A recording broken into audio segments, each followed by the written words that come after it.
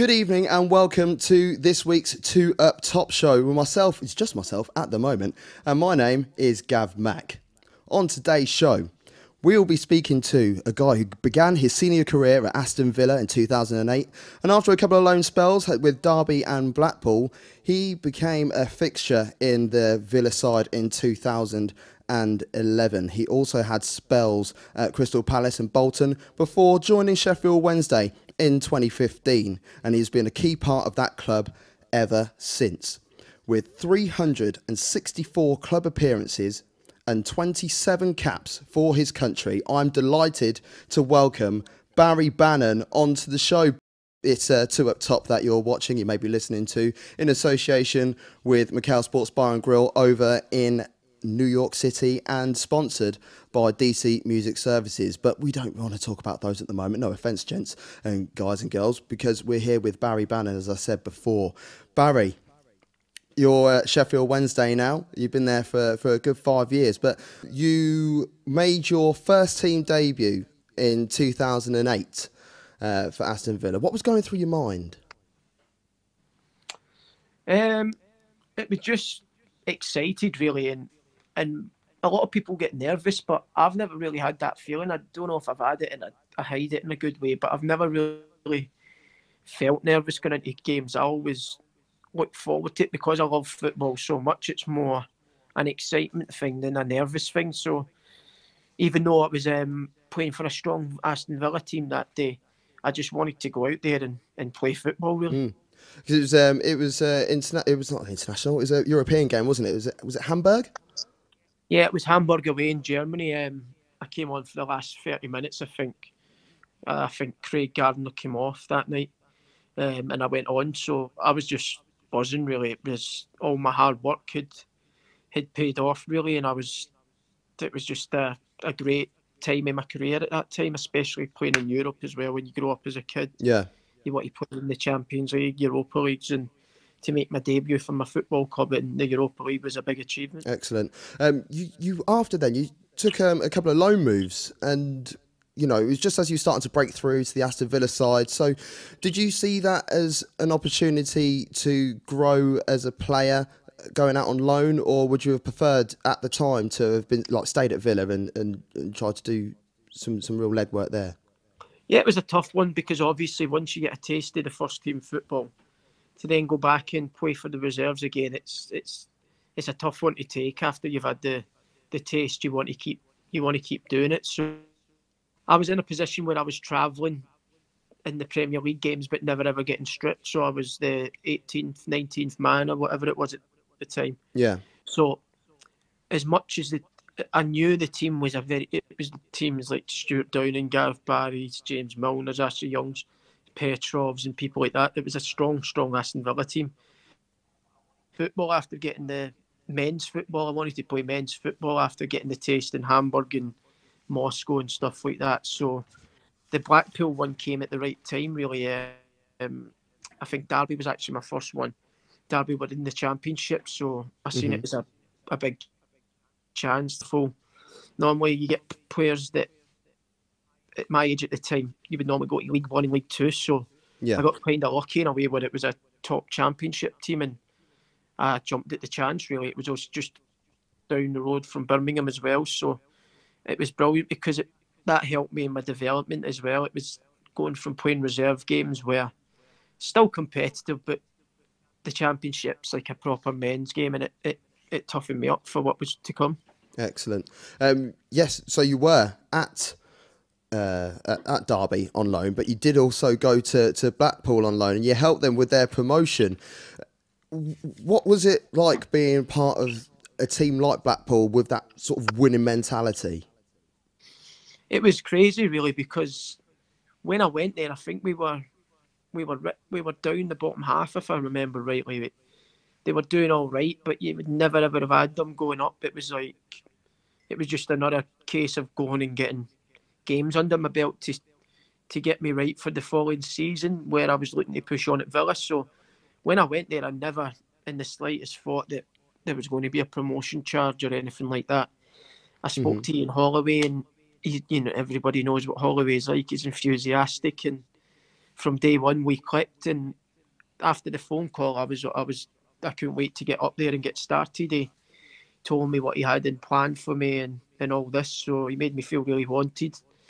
So I never looked back. But to go there and get promoted was unbelievable, really. They were actually a really, really good team. Like, they never had top names or big name players. It was just a proper good squad, and then the likes of Charlie Adams and Brett Ormerods and people like that stepped up that year, and it's probably one of my best moments in football so far. Great stuff. What is Ian Holloway like? We see him on telly, and he comes out with some stuff. I listen to him on TalkSport every now and then. Is he like that in real life, or is it sort of a bit of an act?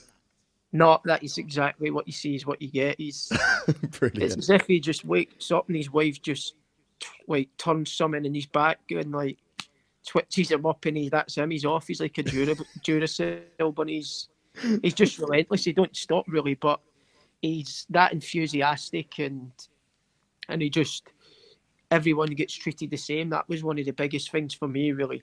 Whether you were starting 11, not in the squad, he never treated anyone different. He was the same person with everyone, and he was really big on bringing everyone together. So some days we would go into training expecting to train, and he would just say, "We're not training today, we're going down the local calf bacon and sausage sandwiches today." And everyone was looking, thinking, what? And this would be on a Thursday before a Saturday game. We'd be in the local calf just all munching away and bacon and sausage sandwiches.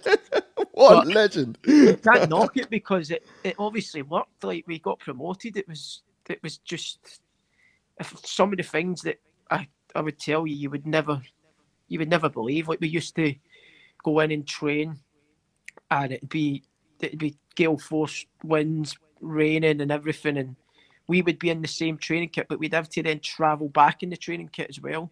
You had to wash your own training kit and stuff like that. But the group of boys that we had never complained whatsoever. I don't think nowadays there wouldn't be many teams that would put up with what that team put up with, but it just showed you where they'd come from. They came from nothing to the Premier League. Yeah, exactly that. You made it back to Aston Villa, and I think you made your first team debut on the opening day, but it was your first full debut that didn't come until November. How did that conversation come around, and how soon before kickoff were you aware that you were going to be making your first team debut? I think I came on in the West Ham game. That was the opening day of the season. Yeah, that's right. Yeah. And I don't know where. I can't really remember. Do you know who it was? My first. Fulham. Craven Cottage. Yeah. Fulham away. I can't really. I just think it was like the day before. I was starting to come on a lot more regular off the bench and make an impact. And then I think it was a Friday where we were doing Old v Young and stuff. I just got pulled by the manager and said, "You're starting today and you're starting tomorrow at Fulham. Just go and do what you've been doing." And then the excitement starts to kick in. You're phoning all your family, your mates, saying you're starting tomorrow, blah, blah, blah. And then obviously it's come game day, you've got to concentrate. But like I said, that was another big point in my career as well. I think I set a goal up that day as well. So it was a good debut all round. I think we won, and I set Mark Albrighton up. So it was amazing, obviously, to be playing in the Premier League, because all the hard work as a kid and watching the Premier League and wanting to do it eventually came true for me. I've got to say, I've got a load of questions that I would love to ask, and I've got people that are messaging me as well, which are sending questions as well. But I just wanted to sort of tip on what you just said there, because you set up Mark Albrighton. I love Football Manager, and I used to play FM all the time, and I'd always use Villa, and the reason why is because they used to be able to allow so many different coaches as well, and I'll get really busy on those sort of things. But I looked at that team. You had players like Craig Garner, yourself, Izzy Osborne, Mark Albrighton, as we mentioned. That youth team, that sort of core group. What a strong group of players that was. Yeah, that was even coming through as a kid, we used to play against like your Man U's and Arsenal's and Chelsea's, and I remember we beat like Arsenal 5 and 6-1, and we were beating Chelsea. I think they beat them 10-1 or something. I didn't play in that game, but the youth team was like unbelievable, to be honest. And I think a lot of that was down to the coaches that we had, Tony McAndrew, Gordon Cowans, and then the reserve manager Kevin McDonald that managed in the first team a bit as well. You did, yeah. They were all unbelievable, really. They were old school, but they pushed us to the limit. So I think nowadays the youth team players get looked after a bit too much, and if treated too well compared to how we are, and that's why I think nowadays you don't really see as much coming through, because they get everything given to them nowadays. Whereas back in the day, we had to do jobs, like we used to clean boots, we used to do the kit on match days, which was unreal because you used to get in the first team changing room and see all the other players like the Man U boys and stuff. But we used to have to do jobs, and it kept you grounded a little bit. But I think nowadays that is kind of went out the game, and now the youth team they've all got the Balenciagas and all that already really before the first team appearance. So I think going back to it with the coaches that we had at Villa, they kept us grounded and kept us working for what we wanted, and I think that's why the academy produced so many good players. They were tough on us, but fairly tough on us as well at the same time, and it just kept you on your toes. And if you ever started to get carried away because you'd been on the bench, they would let you know. So, and I think a lot of my heart where I am this day and age now is down to them managers that I've mentioned in the youth team getting the best out of me from when I was young. Well, clearly it showed something, because you also had in that month where you got your first full debut for Aston Villa, your first full call-up for the Scottish national side. What was it? What was it like being part of that? That was Faroe Islands. I think we'd played Man U on the weekend. We drew 2-2 at Villa Park, or 3-3 or something. And I got man of the match, and then I was meeting up with the Scotland squad that weekend after that game. So I was on cloud nine after playing a good match against Man United, and then to go and play with my national team was unbelievable. I think I played against Darren Fletcher on the Saturday, and then when we met up on the Monday, he obviously spoke to me straight away and encouraged me and said, just do what you done on Saturday, you'll be fine. And then later on in the week, I realised that I was starting as well, which I didn't expect, because I was only young and I'd just my first call up. But I think the manager pulled me and says, "I'm going to play you. You've obviously been doing well for your club. You're starting, just go and enjoy it." And it was the Faroe Islands at Aberdeen, and it was a Wednesday night or something.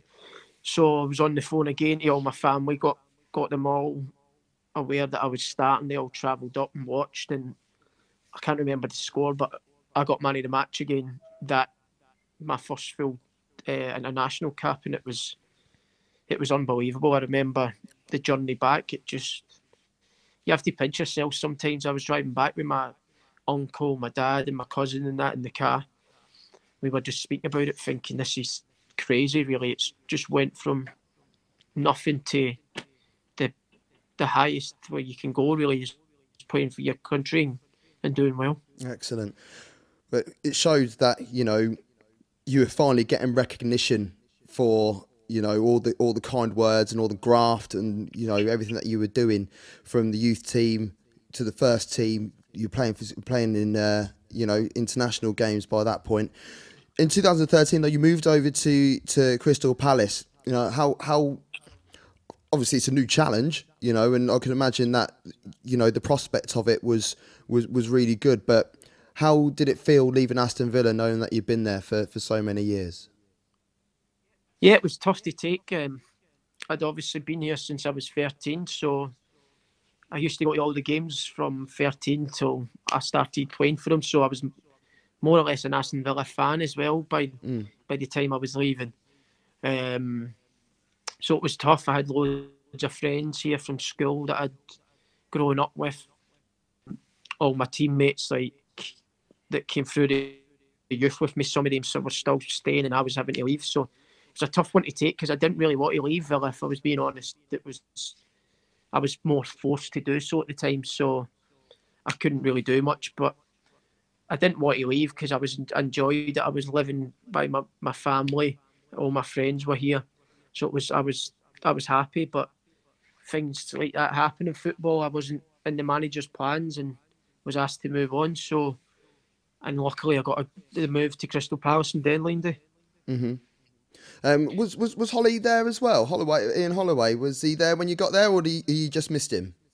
No, he was the one that signed me at Palace. So it was on deadline day, and I think I was in Scotland actually with the Scotland national team at the time. So I had to travel from Scotland down to London and do my medical and get it all sorted. But it was Ian Holloway again that phoned up and says, I'd like you to come and join us. It's going to be a tough season, but I think we're good enough to stay in the league and build on from there, and I want you to be part of it. So it was quite an easy decision in the end. Obviously I didn't want to leave Villa, but I had to leave Villa. So, and then obviously I've already worked with the gaffer Ian Holloway and really enjoyed working with him with my time at Blackpool. So it was a no-brainer, really. Yeah. He did move on in the end there, and I think he ended up playing under a couple of different gaffers. So I'm just checking my notes at Palace. Keith Millen was there and Tony Pulis. And, you know, with the multiple changes, did that sort of make you feel like, I'm not quite sure whether this is right for me, or were you intrigued to learn different styles from different management? Yeah, it was tough. Keith Millen played me. Keith, when he was intern, I played quite a bit under Keith and done pretty well. And then I think Tony Pulis got the job, and I think the day he got the job, I scored the winner at Hull away. So he was in the stand watching. He'd just got the job, but he couldn't take the game that day. But I scored the winner, so I had to play the next game, really. Otherwise, like first game in charge, he had to really play me. So you can imagine people be kicking off if you weren't playing that next game. There would have been a knock on the door, yeah. But, yeah, so I played the first few games under the gaffer, but Tony Pulis, but then I ended up not playing at all under him. And it was just probably a clash of styles, really. And we were fighting for our lives, so it was like more so we didn't really. I don't want to say we didn't play football, but it was more try to stay in the game and Nick. He's more of a pragmatic manager, isn't he? And like your style is very creative, and you know, like getting in the hole and like finding gaps and things like that. And you know, as a fan, you know, I'll be watching, you know, when he was at Stoke and when he's at West Brom, and you know, it's just. You know, it's very sort of like rigid, and it's difficult to find a flair type player. So, no, I'll get that completely. He was pretty honest with me though from day one. That's the good thing as well about the gaffer. I couldn't say a bad word about him because he was honest, so I knew how it was from day one, rather than someone like just not speaking to you or telling you one thing and then doing another thing. He was straight down the line, so I didn't mind that, to be honest. So. But it just never happened under Pulis. And then I think it was Neil Warnock and then Padre. So I didn't really play under Warnock either. They done well, to be fair. They good. The thing was, at this time in my career, there was no one that would really play me in the middle. It was always, if I played, I would play wide. Yeah. And I wasn't really a winger, to be honest. I was more a midfielder. But Palace had 3 or 4 good wingers at the time. They had Zaha, Lassie, Puncheon, so it was tough to play wide, so I couldn't really complain. And then Padre coming, that's when I left. I played a few games under Padre, went on loan, started off well, and then got dragged at half time against Tottenham at Selhurst Park. We were drawn 0-0, and I think I was on a yellow card or something, and he said I didn't want to risk it, but I never played after that, so I ended up going on loan to Bolton. And then not long after that, you joined Sheffield Wednesday is where you're at now, and you know I had the pleasure of coming up to watch you. Actually, you scored the winner as well from the spot. Myself and young Wesley Emery, someone who you know pretty well, came to that game, and yeah, the fans absolutely buzz off you. And what's that like? You know, being out on the pitch and hearing tens of thousands of fans singing your name. Yeah, it's amazing. Obviously, there's people obviously say players do find their homes in football, and to be fair, I never really found a home until I came to Sheffield Wednesday. I was at Villa, I loved it, and then the other teams, it just didn't really happen. But as soon as I came there, after a few months, I knew this was the place where I was going to be for a long, long time. Like you said, the fans took to me straight away, which was a massive confidence boost when you go out on the pitch. Like, if you hear them fans singing your name, you can do it. It makes you feel as if you can do anything. So yeah, it's been unbelievable, really. The only downside I would say is that we've not got promoted to the Premier League yet, and that's a thing that I want to do before I finish my career. I want to play in the Premier League again, so hopefully I can get Sheffield Wednesday promoted and give back the fans what they want and for all the support that they've given me since I've been there. Excellent stuff, great stuff. Well, I've got a few questions that are popping up. One in particular from Sean Cool. I imagine you know who this is. Can you ask Barry? He said, where have you learnt more about football, Kippen Street car park or Bodymore Heath? It's a good question, to be honest. Kippen Street was where I lived. It was the block of flats outside, and this is my nephew. This is oh, okay. I thought it would have been a dodgy question, but he's actually taking it serious for once. Kippen Street was where I was brought up and where we used to go out and play. And obviously, it was back then. There was no sitting in on iPads and PlayStations and all that. It was, you were out from 10 in the morning till your mum and dad were shouting at you at 10 at night, really. And we were lucky because we all lived in flats, and it was me, my two nephews, my cousin lived in the same flat as me. My nephew was in the flat across from us. So we used to get 4 sides quite a lot, almost every day. And it was just, that's where I learned all my stuff. It wasn't, obviously you get coached as you get older, but the basics and what you need to go to these academies is where I learned in Kippen Street. So I'd probably say Kippen Street was the making of me, but then I progressed and got better by working under better coaches, obviously. Yeah. What advice would you give to young pros, not just at Sheffield Wednesday, but you know, just young professional footballers that are about to come through, you know, like the ones that are sort of like 16, 17, what advice would you give them?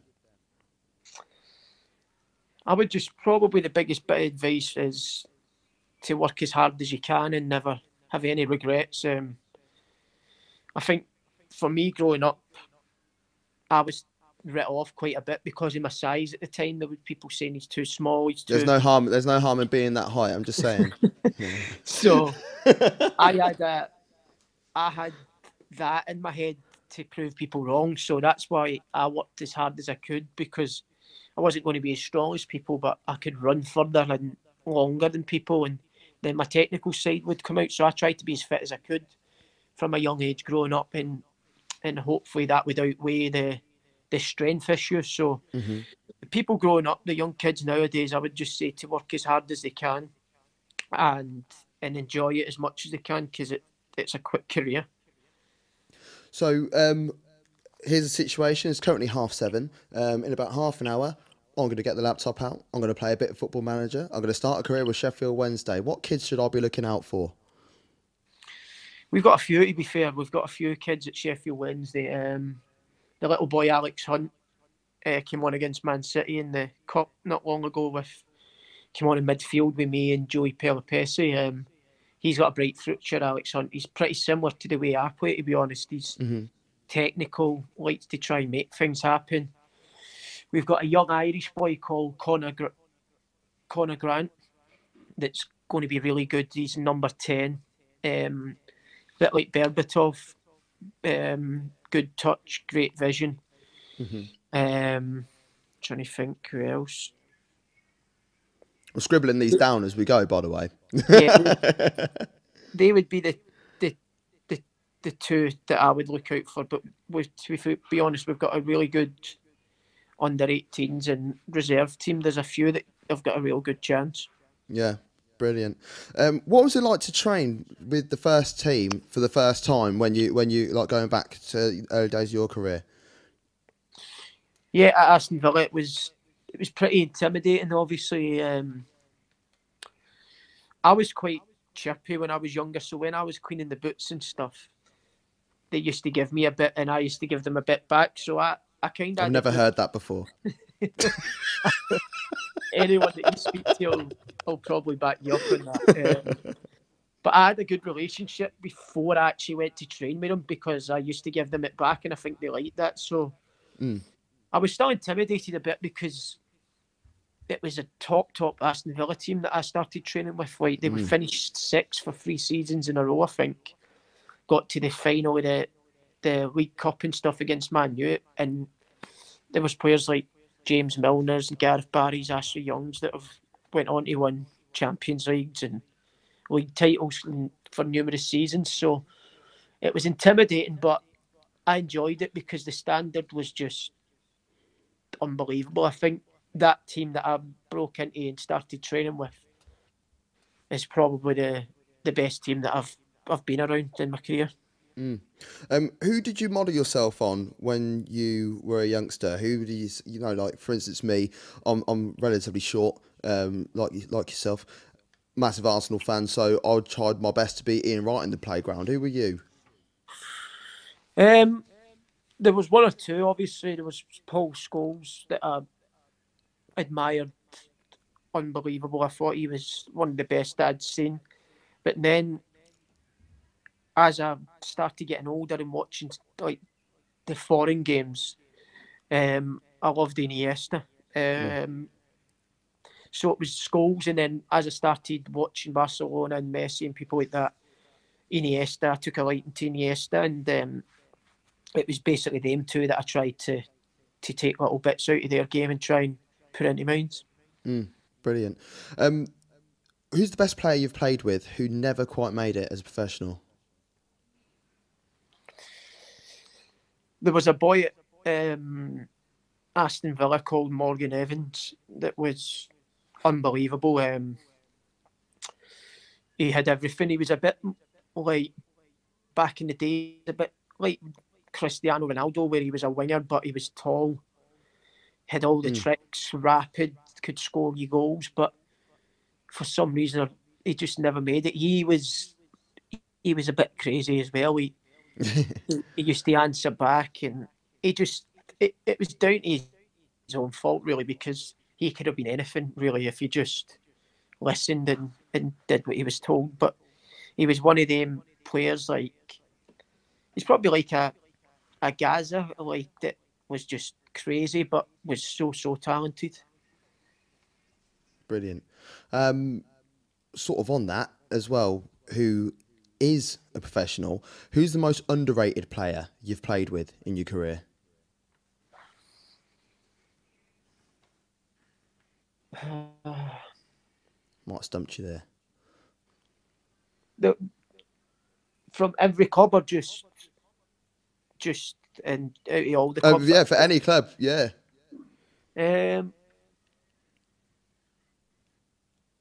So you didn't feel got enough recognition for how quality they actually were? I'd probably say the boy now at Sheffield Wednesday. He's had a few bad injuries with his hips and stuff, but my first season at Sheffield Wednesday, he came through at Man United, Kieran Lee. Okay. The first season I was at Sheffield Wednesday, when we got to the final, he was unbelievable. He could do everything. He was like, he played in the middle with me, or I played wide and him and Hutch played in the middle. But I was so like taken aback by how good he was. Obviously, you've got to be good coming through at Man United, but I think he went to Oldham or someone from Man U, And we got Sheffield Wednesday signed him from Oldham, and he was brilliant. He was everywhere. He used to run 13k. He could score. He's unreal, and I think the Sheffield Wednesday fans, to be honest, do love him. So he doesn't go under the radar, but I would say he's one of them ones that, as a teammate, you realise how good he is, like when you get to play with him. Yeah, brilliant. I've got a couple more questions. I'm going to go to the old social media because I've got these sort of questions I've been dying to ask myself, to be fair. Anyway, so who's been your toughest opponent?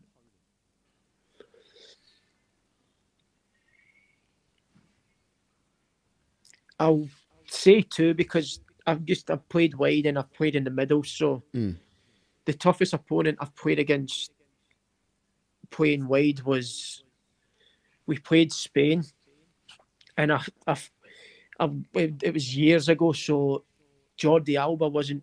I was thinking, oh, I'm buzzing here because I'm playing against somebody that I don't really know. Yeah. Whereas all the rest were big names. So I was thinking, no, I'll be all right today. I've only got this young Jordi Alba boy, and he was unbelievable. We were obviously defending for most of the night, but he was just unreal.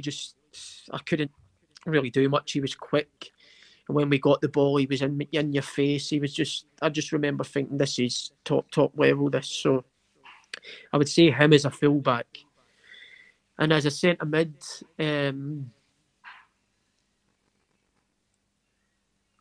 I would probably say Scholes. And he was towards the end of his career as well. It's when he came back to Man United for the second time. We played at Villa Park, and I just remember he used to try and get tight to him. He would pop it round the corner. If you sit off him, he would just ping it. He was just unbelievable, really. And this was towards the end of his career. I just remember thinking, this guy is everything that I want to be, but he's way, way, way better. He was just unreal. Oh, awesome. Got a question on social media. Who is the best player you've played with at club or international level, and why?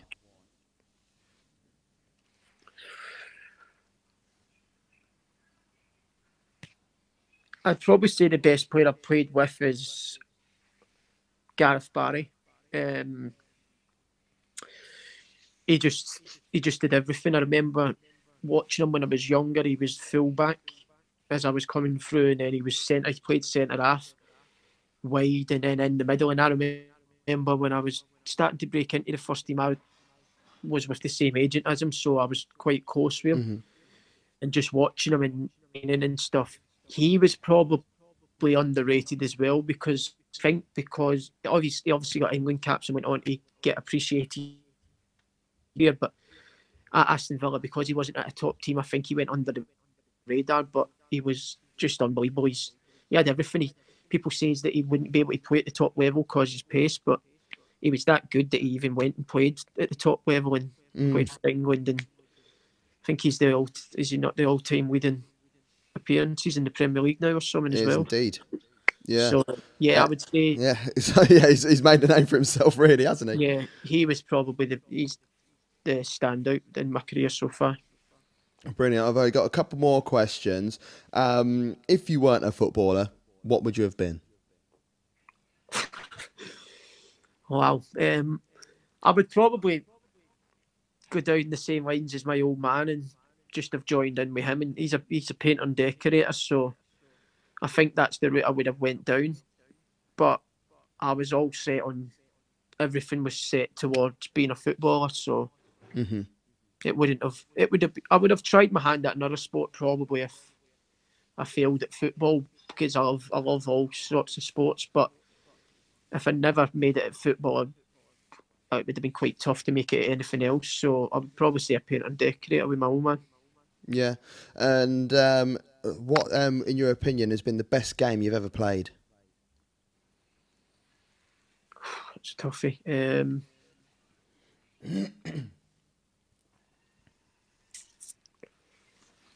I don't know, because I don't. It's probably my international debut for Scotland, if I'm going to look back. I remember having a good game that night, and Sky Sports News, because I was young and coming through the Premier League, they'd done a big piece on me the next day and showed the clips from the game that night. So I'd probably say that's probably the standout game. I know it was against Faroe Islands, but I Well, would you can probably only say, play what's in front of you. yeah. So that was probably my best performance. Yeah. And the final question is my final question. It's sorry, before I ask my question, Wes has popped in. Wes Henry's watching. Wants to know if you changed his goal swing yet. No, I'm still cack-handed, but I do play off 7, so I'm doing not bad. I don't want to That's change it. not bad. I'll play for about 77. But yeah, yeah. My final question and the final question of the chat is: after your career's finished, are you going to stay in football? What have you thought about what's happening next? Yeah, well, as you all know from listening to this interview, obviously I'm massive around football. I play football. I've been battering Football Manager as well, so that's what I'm hoping to do. I'll probably, as I'm getting on, I'm 30 now, so I'm looking into doing my badge. I was going to do it in May, my B licence, but obviously with the way the situation in the world is at the minute, it don't look as if it's going to happen. But as soon as I can get my football badges, my B, my A done, then I'll do that, and hopefully I get lucky enough to get a manager's job or even a youth team job and try and work up from there. But I would like to stay in football at some sort of degree, whether it's agent or coach or academy. But my main aim is I'm going to try and be a manager of a team one day, and hopefully I can do that. Excellent.